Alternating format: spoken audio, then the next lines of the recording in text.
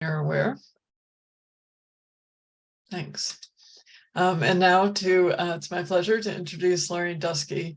In 1975, in a New York Times op-ed, followed by her 1979 memoir, Birthmark, Lorraine was the first to publicly declare that she'd given up a child for adoption. She soon became a lightning rod for controversies surrounding adoption, and became an advocate for adoptees' rights. She fought for legislation that would unseal original birth certificates, which in New York was finally successful just a few years ago. So decades of work by many people went into that. She's not simply a woman who wrote about having given up a child for adoption. On other topics, she was a finalist for a National Magazine Award and won 2 Exceptional Merit Media Awards, Emma Awards, from the National Women's Political Caucus for writing on the political issues of the day. And with that, I will hand it over to Lorraine. Hi, it's great to be here. I do want to say that the name of the book, my book, it is Hole in My Heart. Love and Loss and the Fault Lines of Adoption is the subtitle. But if you just, Hole in My Heart is the title that I've been carrying around basically for years. There it is. Before we delve into some of the issues, one of the issues in adoption today is what we're called and what we say about adoption. And I am very old school. While I do not get upset with being called anything except, something really nasty, I guess. I grew up with natural mother, and that was what I first heard, and I prefer it, but I realize today that it's not used very often. I have included it in the book here and there, but actually what I did in the book is when I don't need to say either adoptive mother or birth mother or biological or anything, if it's very clear who I'm talking about, I just let it go, because everybody in a way is a real mother. The adoptive parents are real mothers of a sort, and so are we, even though that phrase usually makes adoptive parents crazy if they ever hear somebody say, like, are you going to search for your real mother? But this issue has become much too divisive. Birth mother was a phrase that was first coined by an adoptive mother, Pearl Buck. And Lee Campbell picked it up when she started Concerned United Birth Parents. And at the time, it seemed to be a less offensive use of what to call us. And that's really how it started. So while I don't use it all the time, I did find that when I started my blog, which I originally called First Mother Forum, that I was losing a lot of people finding it, because a newbie mother, a relinquishing mother coming to it, is not going to think of first mother or all these other phrases. She's not going to even type in natural mother anymore. She's going to type in birth mother. So I added that. I don't really get upset being called any of these things, and sometimes I actually prefer biological mother. I am my daughter's biological mother, and I know that if the person calling me that, as somebody did at my daughter's funeral, isn't imbued with the language that is preferred, that the agencies use, and that has come down like, this is the language you must use. So you will hear me use all kinds of, I may use all the words throughout tonight. Secondly, some people, adoption agencies did not like to hear the words "give up." I gave up my baby. I did give up my baby. I don't feel coerced in the sense that some people want me to use the word all the time.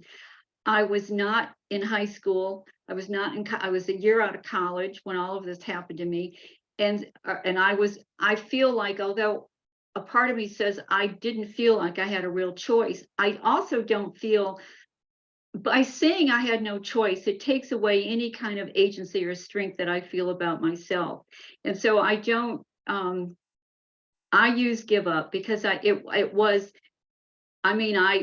could have changed my life more. I could have done something.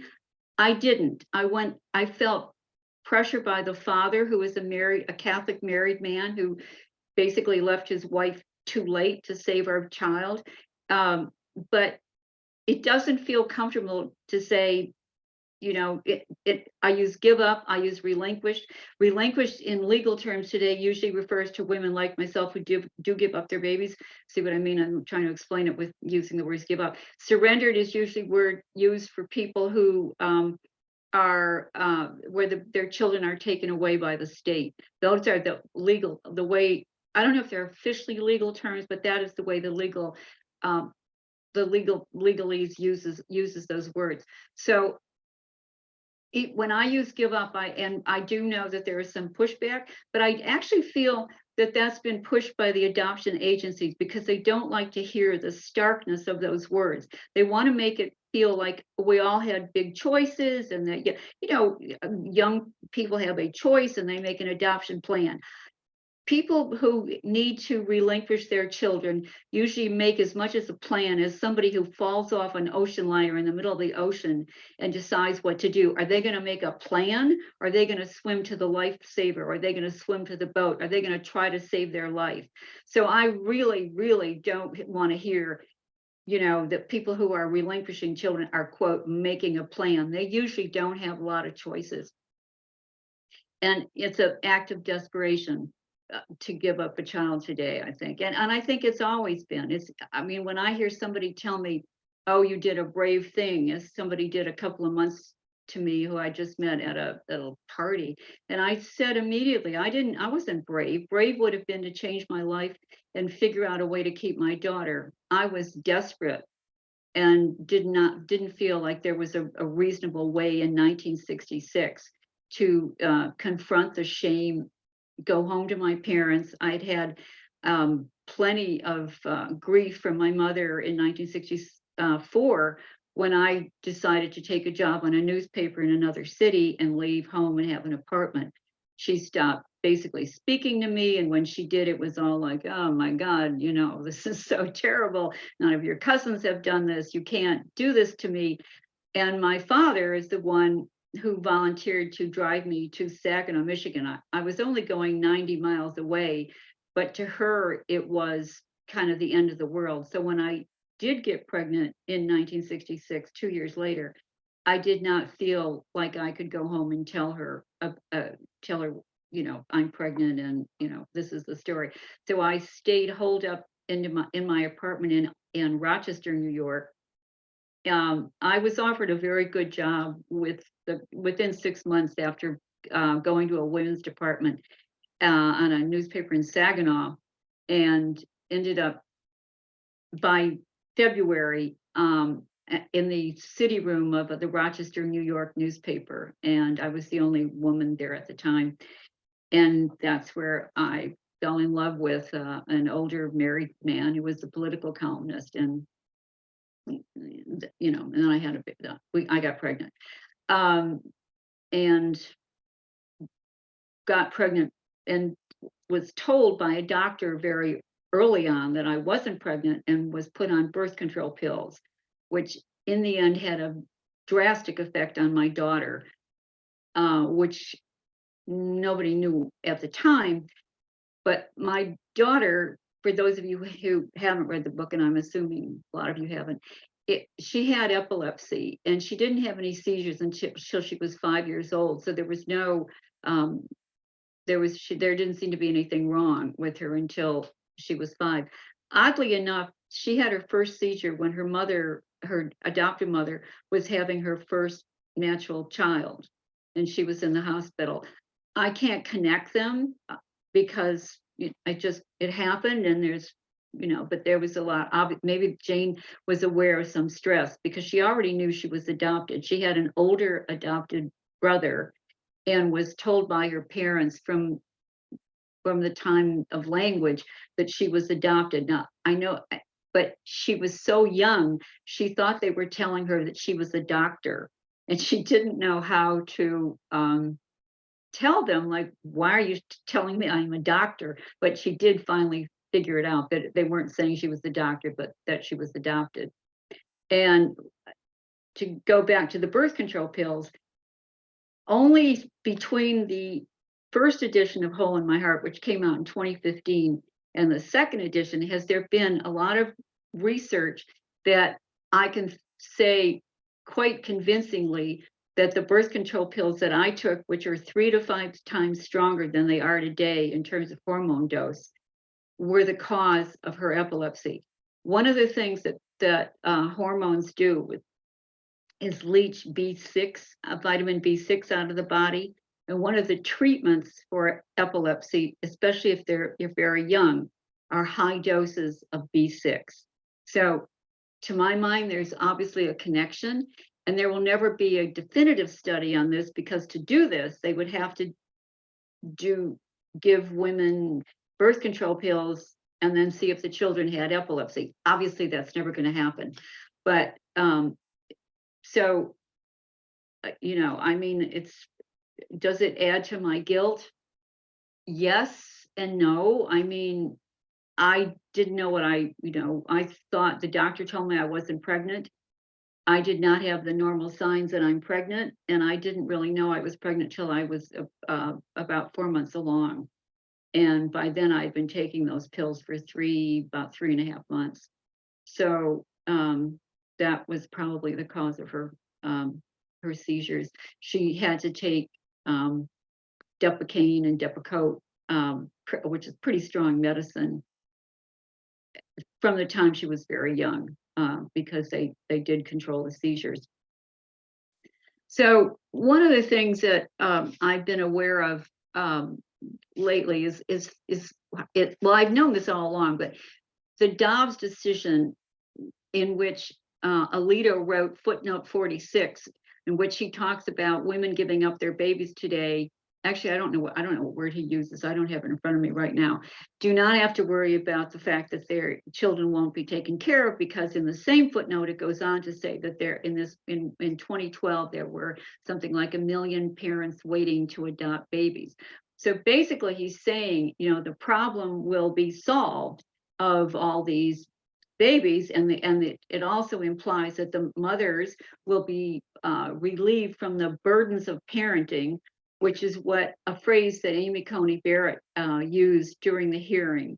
And she was talking there about safe haven boxes, which of course to most people who are adopted are anathema, to encourage women to just drop off their babies and run, basically, making it more difficult for there to be any kind of a record. And without DNA, you're lost. And so I mean, that's why I find that decision so offensive, to say this blithely. It's footnote 46, because it basically says, oh, you know, don't worry, drop off your baby. Well, the footnote doesn't refer to the safe haven boxes. Amy Coney Barrett did that in the hearing, but the footnote does imply this problem of not enough babies will be solved because there will be more babies to be adopted. That is, obviously, there will be more babies to be adopted, but only 9% of the women who who go and hope to have an abortion, who are turned away, will ultimately give up their babies for adoption.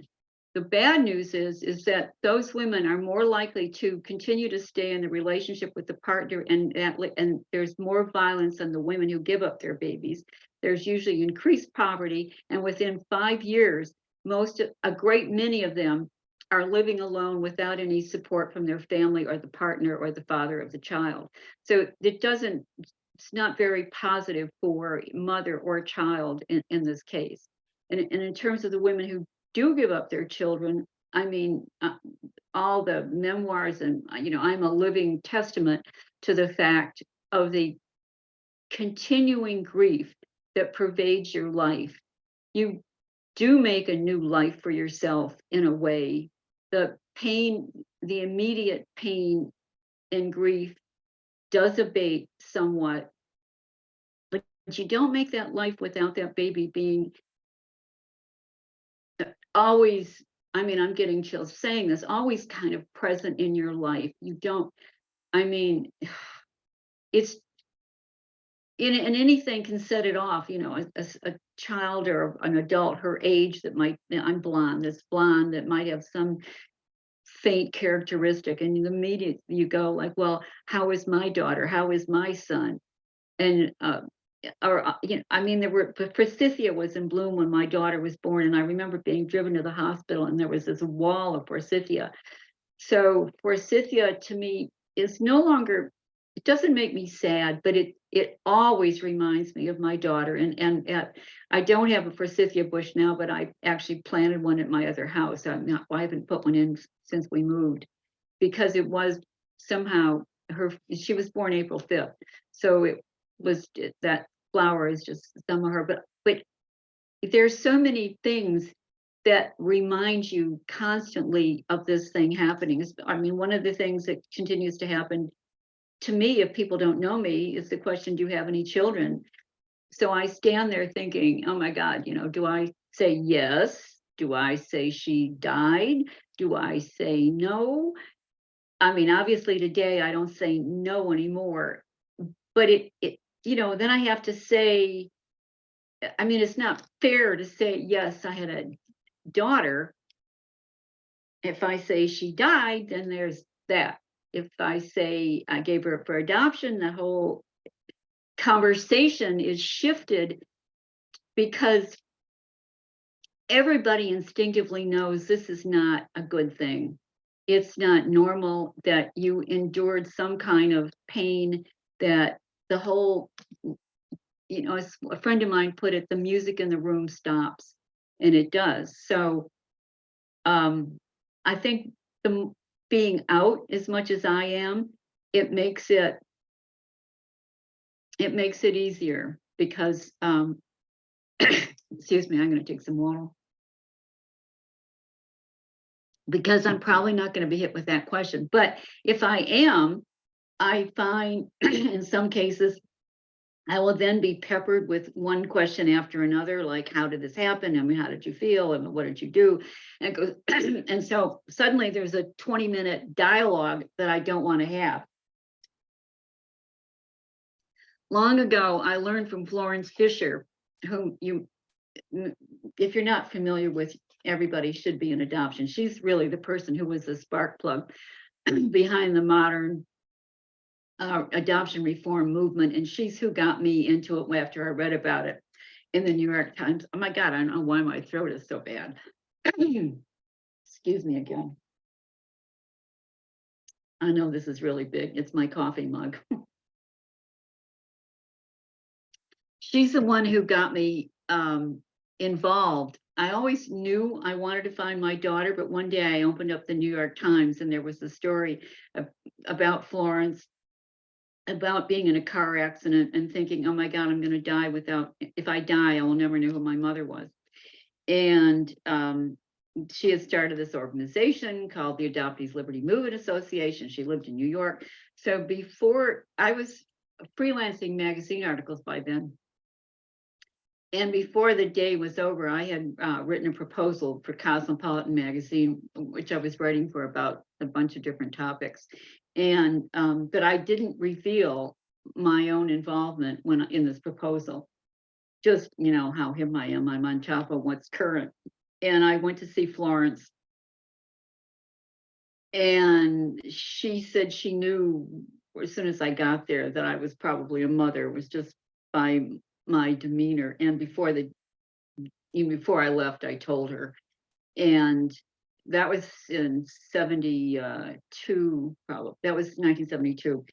And I had really no idea then that I would come out of the closet, because I was still, I had really low self-esteem, and I was really keeping this secret. My parents didn't know. I mean, I was able to keep the whole pregnancy and birth and adoption, and moved to another city after I had my baby. I was able to keep that all secret. And I lied to a doctor when he'd asked me if I had ever been pregnant. I was like, no, and I was wondering, can he tell? Does he know? I mean, I didn't know, but I mean, I was lying. That was the only time I actually lied about it, because nobody ever said to me, have you ever been pregnant, besides a doctor? And so within 3 years, though, it was beginning to come out. Lee Campbell was on a talk show, but she would wear a sort of a whole shroud over her face. But I knew that we were never going to make any headway in changing the law until mothers came out of the closet, because the legislation, especially today, I'm convinced, legislators don't think that you don't have a right to your birth certificate. Legislators always come back with, what about the mothers? And they have to see us and hear from us and know that we are there saying yes, yes, yes, that there is no right to our privacy.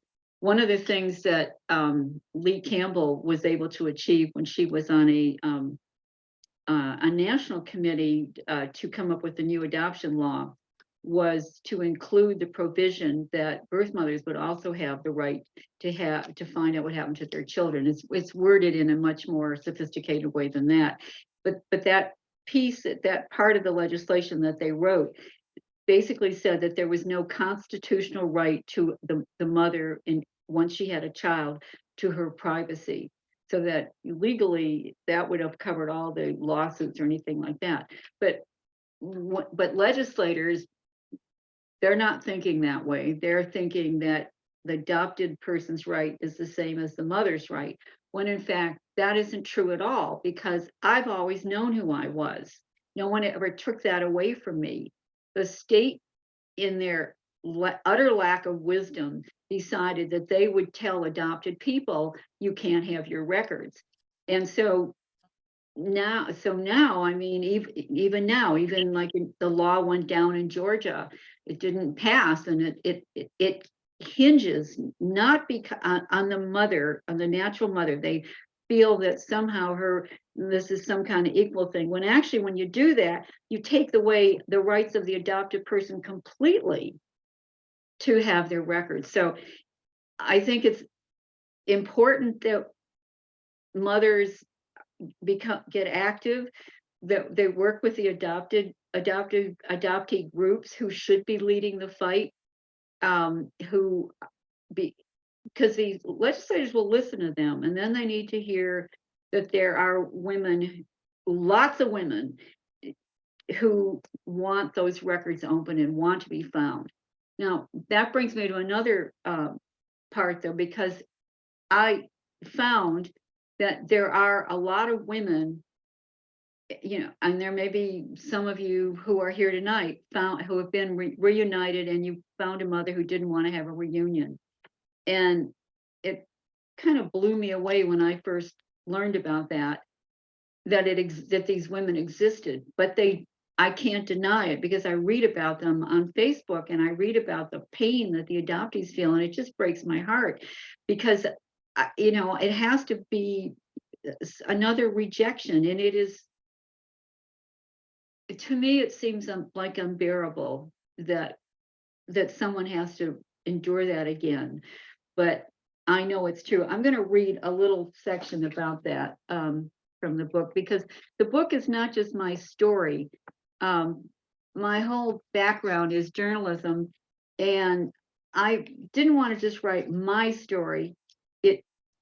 I wanted to show what happened to me and my feelings and were indicative of what's going on in society. And it's not I just had a story to tell. My story is emblematic of everything that happened. So it has several sections, and it's got footnotes and a bibliography and an index. So I hope that it actually, look, I wrote this book because I'm a writer, and because I want to change adoption. I want to change the way people think about adoption. I want to change the way society sees adoption. I don't want to say that adoption should be normalized, or that because adoption still is loss of the child to the mother, loss of that child natural family, the pain of the mother.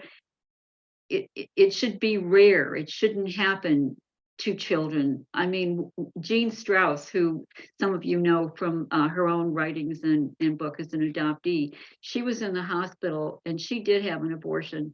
And the nurse, somebody she was dealing with, said to her, well, why don't you have the baby and give it up for adoption? And Jean said to her, I'm not doing that because I'm adopted. So I think the fewer adoptions that are out, especially those outside the family, going forward, the better it is for the mental health of the people involved. But I'm going to read a section about mothers who reject reunion. Let me see.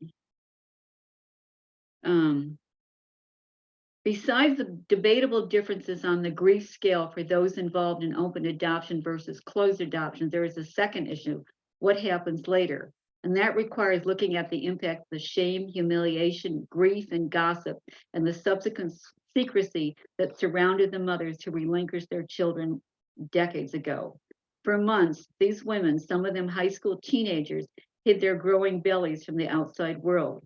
They were forced to drop out of school and go into seclusion, possibly with faraway relatives or in a maternity home.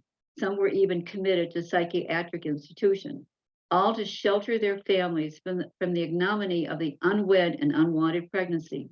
Every day was a reminder of how disgraceful it was to get pregnant outside of marriage. Knowing that they were going to relinquish their babies, they experienced the birth itself as a sad, harrowing in the present and haunting in the future. A great many of these teenagers received little or no emotional support from their families and instead endured their scorn before and after the birth. For these teens and women, it was a hellish time.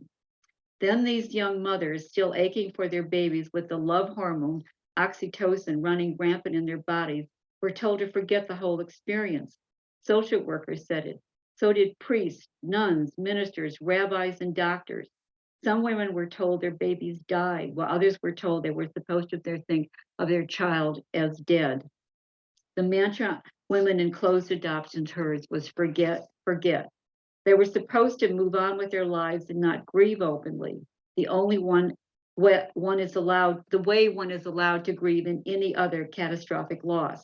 Some dropped out of high school. Those in college often switched schools, having to integrate themselves into a world of co-eds whose greatest problem was getting into the sorority of their choice. Like many others, I quit my job and moved to another town. I was fortunate in that my social worker did not tell me I would forget. She said I would never forget, but that in time, my awareness of loss would be easier to bear. There would be scar tissue, but the wound would heal somewhat. And in truth, it did. It took a long time, but life and acceptance of my life did get better. Perhaps writing has been a way of expiating my own sorrow and guilt, but since writing about my life is as natural as riding a bicycle, I don't experience it that way. I do know these honest words from my social worker and adoption confidant as I sat there weeping in her office have always been my lodestar in my life's journey. And it was because she told me I wouldn't forget or that my baby was dead or anything like that. I mean, I'm a really firm believer in not fudging the truth, not learning the truth at whatever age you ask. I mean, I learned that my mother had been married before, and my older brother was my half brother when I was 7, and asked why she didn't go to communion. And I was raised Catholic, and why when we went to church, I was learning how to go. I was studying to do first communion, but she didn't go, and I couldn't figure out why. So she told me. She cried. I cried. I mean, it meant she was going straight to hell, etc. But it was no longer a mystery. She didn't lie to me. And I think the lying that we do to each other in the issue of adoption and in the whole society and the way adoption today is convoluted into telling young women that it's a brave thing and you are making this other couple so happy and they will give your child a very nice life, etc. Baloney. It just hurts later on to give up your child and then realize, my God, I didn't know it was going to hurt this much. I mean, honesty always works. And it's sorry to me that there's not enough of it in adoption today. I could go on about, I don't know, a million different topics. I mean, when I found my daughter, she was so much like me that her parents were, her mother especially was struck. We were kind of the same size. We wore the same kind of clothes. She had my mannerisms. Her adoptive, because of the epilepsy, her adoptive parents and their doctor were already looking to find me, and they had contacted the agency, and the agency just said, actually, the agency never answered their letters. I continued to write to the agency year after year. And in fact, I was writing at the same time they were trying to find me, because there was the DES scare, which is that's the short name of a drug that pregnant women were given supposedly to control the nausea, but in fact it caused a great many birth deformities and stillbirths, and it was a disaster for mothers. And in fact, many of the children, if they didn't lose a limb, they often were born without all of their limbs, were not able to have children later, and the men often get testicular cancer. So this was in the news when my daughter was around 5 or 6, right when her seizures started. And so I was really concerned about the hormones, even though I knew nothing about what impact they might have, and started writing to the agency. I mean, the agency legally was not bound to do anything, and this was in Rochester, New York, but they could have done something. So I don't harbor a lot of anger at the agency. My social worker was gone from there, but it just shows how wrong the laws are that prevent this kind of information from passing to one another. The agency did keep all my letters, and I did get some sympathetic letters back when a director changed and things. So they weren't, I mean, they weren't like this terrible boogeyman. And they gave all of these letters eventually to my daughter. So I think I'm just going to end there and see and answer your questions. And if there aren't any, I can talk about more what it was like once I found my daughter. Thank you, Lorraine. With that, we're going to go ahead and turn chat on. So if anybody has questions, you can put them in the chat and I will facilitate those. The one question that we had ahead of time, Lorraine, I think you addressed this a little bit, but in case you have more to say, we had a question: how do we change society's perceptions and stigmas around adoption? Well, I know I saw that question. I mean, I'm not for saying adoption should be normalized. So it shouldn't. I mean, you give away your baby, you lose your baby.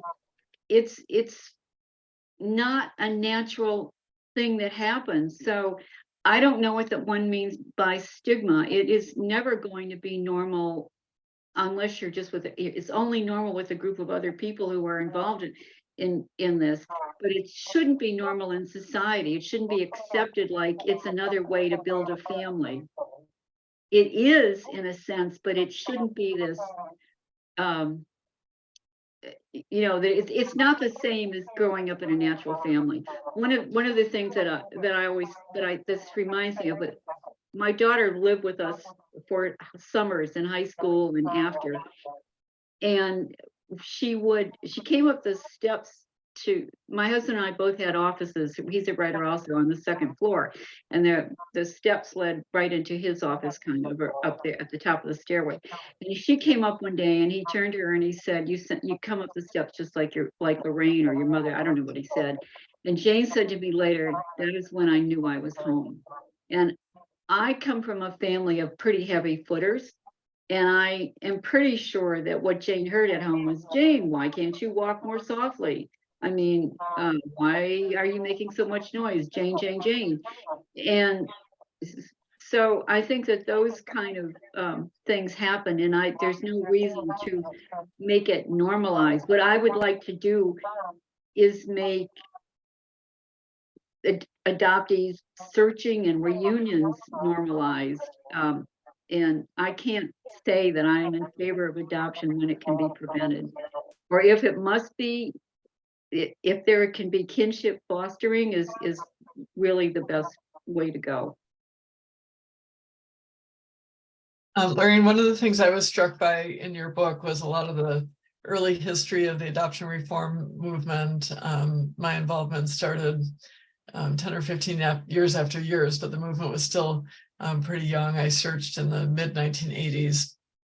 And so it was interesting to me to be able to reflect upon rereading now the second edition, some of the early history and how much things have changed, and in some ways how things have in some other ways stayed the same. But I know you discuss in your book having used the searcher to do your search. And in the 80s, when I was searching, I knew that that was an option, you know, and it was just as mysterious here in Cleveland as it was for you in New York. So I don't know if you want to reflect a little bit on some of the things that are different, or maybe some of the things that you feel are the same. Well, I mean, well, one of the things that's different that just, drives me crazy is that I feel like this language about this is a brave thing to do. I mean, I never heard that from my social worker, like it's brave, I think since Patrick, my daughter's father, was kind of already was planning to leave his wife, but after you have the baby, because I can't do it now, and we can't deal with this child, and et cetera. But nobody was sitting around saying, it's a brave thing. Your daughter is going to have. I mean, I knew she would have two parents. I knew that it was going to be in a way better from the outside, and you do convince yourself it's better that she will have this kind of situation. But it's not necessarily better. It's different. I mean, it is better. I mean, it's better for financially. I mean, Jane once said to me, with all my epilepsy, I don't know how you would have handled it with, because my dad had really great insurance. He actually worked for an insurance company. So, what I think is wrong is that Gladney, for instance, which is this despicable adoption agency in Texas, they have a program for teachers to tell their kids about, how to think of adoption as this great solution. Well, it's not a great solution for the child or for the mother. So I just, what's wrong with adoption today is that it's just tried to make it like, oh, you're making a plan and you will note these parents and everything will be honky-dory, and but that it isn't quite that simple. It isn't. I mean, some adoptive parents close.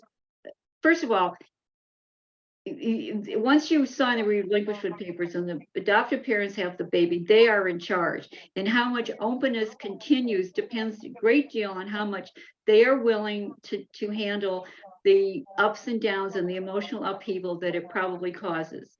And I know some that are absolutely terrific, and I cheered, when I know that the younger generation of adoptive parents are much more open and willing to do this. But also, it isn't that easy for a lot of the mothers. And one of the studies done by Donaldson showed that only 12% of the women who were in an open adoption were still in contact within 4 years. It's very difficult. I mean, one of the examples is Colin Kaepernick. His mother had connection with his adoptive parents, but when he was around 8, she couldn't handle it anymore. It was too difficult to see this child become a healthy person, and then your life has probably changed enough so you could take care of him. So it's a tricky situation. I just hate to see young girls, like in the movie Juno, pushed along, like this is going to be great, and aren't these people nice? And I mean, in fact, there are some people in adoption from don't think it's a good idea for a prospective mother, a pregnant woman, to meet the adoptive parents, because usually they're very nice and they have advantages you don't have, because usually wealth is unless you're very young, is often the big driver of adoption. And then you can't let them down. You may have the baby and you feel like, oh my God, I don't want to give my baby up. But by then you're very invested in these people. They may have gone with you to the sonogram. They may have cut the umbilical cord. So I think there's a certain validity into not knowing the people ahead of time. But, for some, I mean, I certainly would have met the adoptive parents if I'd had a chance, having said all of that. Thanks. We have one question from somebody in Wisconsin who's working on a bill for access to records for adoptees, access to original birth certificates. And she is saying that they have rarely had birth mothers, bio mothers, first mothers, whatever you want to call them, come to testify in front of the legislature in favor of the law. And do you have any suggestions of how to appeal to more mothers to come and testify, and how to find them? God, send them to me. That is really terrible to hear. Let me get involved as much as possible. I've worked not just in New York. I mean, I have, was writing letters into Louisiana, and I have a letter that I prize a great deal from, is it New Hampshire? Where Lou D'Alessandro, who was the Democratic leader of the one of the houses in, it's not Vermont, it couldn't be Vermont, it must be New Hampshire. And he's an adoptive father. And he led the fight there to get it passed. And this goes back about 15 years.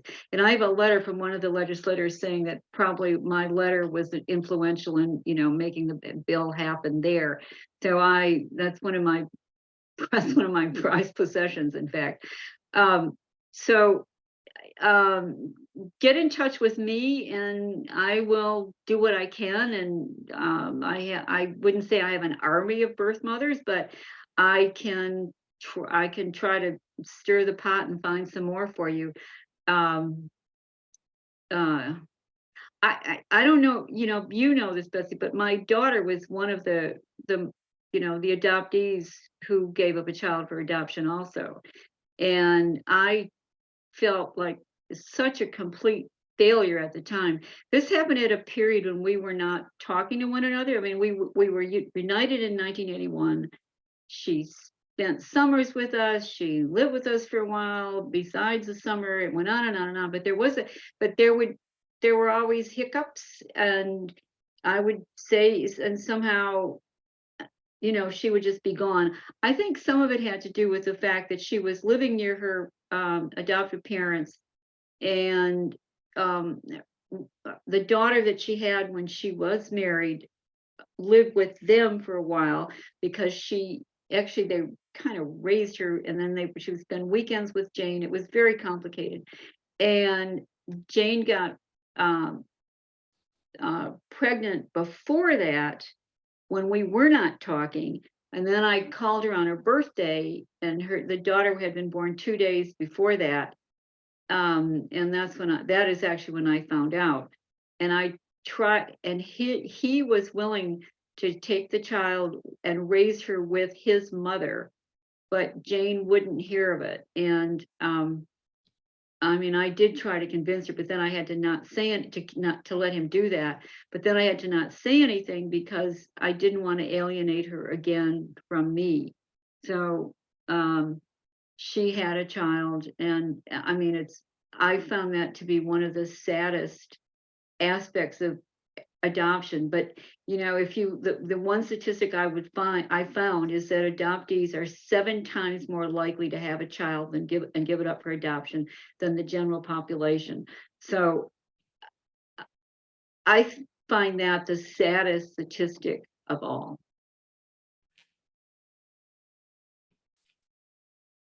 Lorraine, we had another question from an adoptee in the audience who had a positive experience, but recognizes that not everyone has that same type of positive experience. There's inherent trauma for everyone involved. And she's asking, are there ways to navigate adoption more ethically when adoption is necessary? Well, I think it has to be an open adoption. And it has to be with parents the thing is, I've heard from a lot of mothers who were told and promised it was going to be adoption, and then what happens is they, it isn't. I mean, there's the woman who started Saving Our Sisters is a mother who gave a child up and was in an open adoption, and there were all these photographs, all these were promised everything. So she gets a photograph of the back of the child's head, so the person, you don't even see his face. That, I think, is maybe that is the letter of the law, but you have to say that photograph must be something where I can see what his face looks like, or instead of the back of his head. So, and I have heard from a lot of mothers who feel duped. So but you still, going into an open adoption is better than not going into an open adoption, is my feeling. Okay. And secondly, it isn't just for the mother's benefit that you continue to see the child. It may be more of a benefit for the adopted person and for the adopted child, and especially when they're adolescent and teenagers. You have a responsibility as a mother not to walk away, to be there and be whatever the child at that age needs or wants.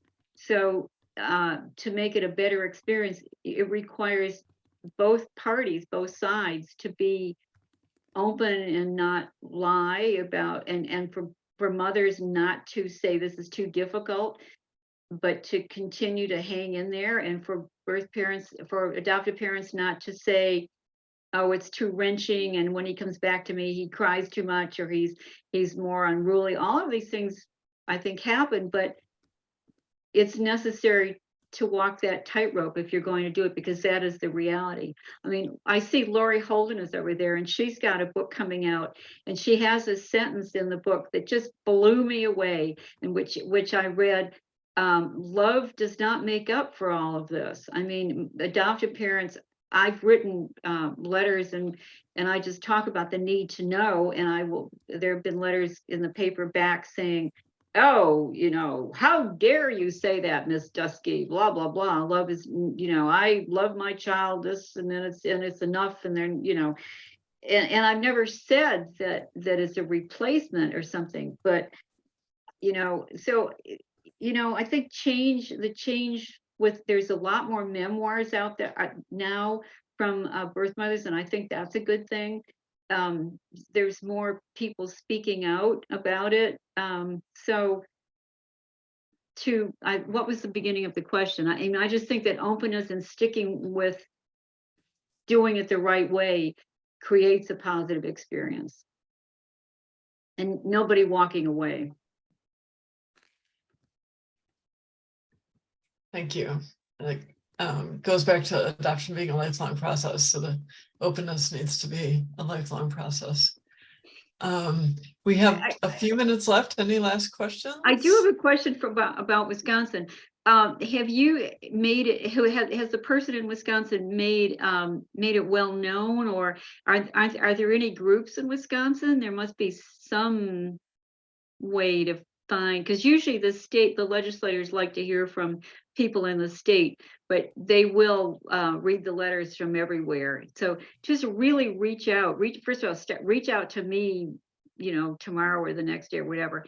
And on Facebook, there are so many. Facebook is a mind load of adoption sharing and information, and there are birth parent groups and mothers, and I think they're there.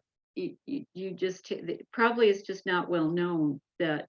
I don't know anything about the groups or what's in Wisconsin though, but I bet there's women who can be found. I think that's a good idea. I know when we were working on access to records legislation in Ohio, we made a Facebook group under the name Adoption Equity Ohio, and it attracted lots of people that we hadn't already met. So we had a lot of people involved, but then we got even more people involved that way. So if you think of a name that would be specific and that people would see, and start a statewide group presence that way. Yeah, I will advertise it as much as possible. I mean, I have a page on Facebook called I have a blog called First Mother Forum, which I don't write in often anymore, but it does have about 1,000 posts with that I've written. Obviously most of them, but Jane Edwards, who is a birth mother that many of you may recognize from Cub, and I were writing together, and she's someone who had other children that she had to tell when they were grown up that there was another daughter. So there is a nice different perspective there. But Cub probably has a Wisconsin connection. I mean, just making a lot of noise. You should be able to find some. But I have this page on Facebook. There are a lot of adoption pages on Facebook that have mothers. One of the things I found doing legislation in Ohio over the years was that it felt for many years that no matter how many people we brought, they were always trying to deflect to the people that they thought weren't there. So even if we had adoptive parents and birth parents and adoptees covered, then it was the birth parents who weren't in the room. Or if you didn't have adoptive parents at that particular meeting, then, what about those poor adoptive parents that you're pulling the rug out from under them? And it just felt like you couldn't cover your bases enough for many years. I think DNA testing has changed a lot of that because when we were successful in 2013, the law that got implemented in 2015, I think the legislators started to realize there's lots of ways to find each other, and it's not really about search, it's about access to the truth. Mm-hmm. Actually, I think DNA is like a light bulb for legislators, and because you can also say that it's actually better if they just have their birth certificates rather than make this approach just because of DNA and be blindsided. But I personally really don't know how to reach those mothers in the closet. I mean, I got an email. I got a Facebook message today from somebody I'd never heard, never talked to before, an adoptee who lives near me actually, and she was rejected by her mother, and now she's just waiting to make a phone call. She does have she found her father, probably through DNA, and often, I mean not often, but I have heard of stories where the mother will reject, but the father doesn't, and in the case of the father, it's often how his wife, if there is a wife at the time, feels about the reunion, sadly. I had a friend who wasn't,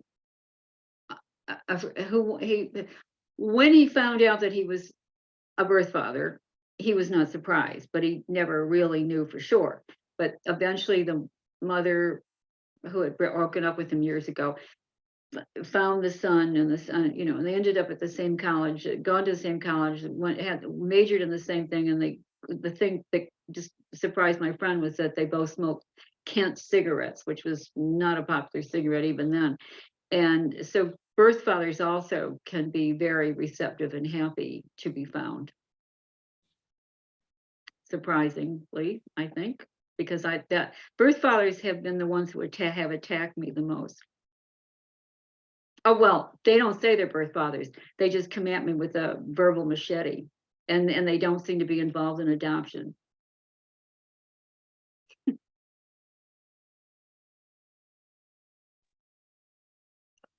Any last questions? Okay. Well, Lorraine, thank you very much. You shared a lot, and we really appreciate your time and your volunteering to be here with us this evening. People can check out Lorraine's book, Hole in My Heart. It's available on Amazon and at your local bookstores. And it's the second edition. The first edition came out in 2015. The new edition just came out last month. So I believe the link is in the chat. You can check that out. Thank you. Oh, go ahead. I want to say one last thing. Why is there a second edition? It's just not updated. There is so much more. The book is 30,000 words longer. So there's a lot more in it. I thought at the time when I wrote the first one that I had to keep cutting. But Mary Lee McDonald at Grand Canyon Press had me not only put back the areas that I had cut out, but ask questions that were salient, and I added, and I kept answering. So it's not, if you've read the first book, this is pretty different. I think the first book to me feels like a first draft. Oh, thank you. Thank you for having me. It's been a pleasure, even though my voice seemed to be going a couple of times.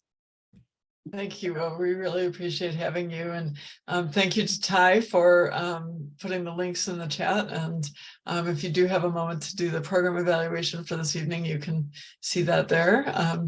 We also put a couple links to the Adoption Network Cleveland website so that you can check out other programs that we have. We hope to see you in May at our additional Monday evening speaker series. And I'll make a pitch. Adoption Network Cleveland is a nonprofit membership-based organization. So if you like these programs, please consider joining us. Thank you very much. Good night. Good night.